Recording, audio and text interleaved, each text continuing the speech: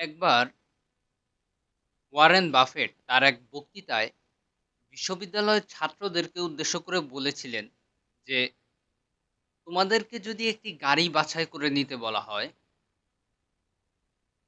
যেই গাড়িটি তোমরা সারা জীবন চালাবে, জীবনের কখনো তা পরিবর্তন করতে পারবে না, তাহলে তোমরা কেমন গাড়িটি বেছে নিবে এবং এর পরিচর্যা কেমন ভাবে করবে?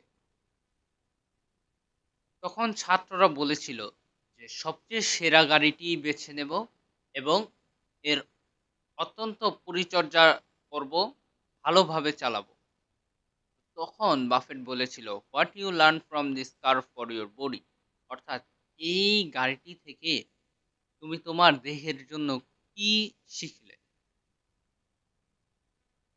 একটা দেহের ভেতর সারাটা জীবন কাটিয়ে দেব, তাহলে এই দেহের পরিচর্যা কেমন ভাবে করা উচিত?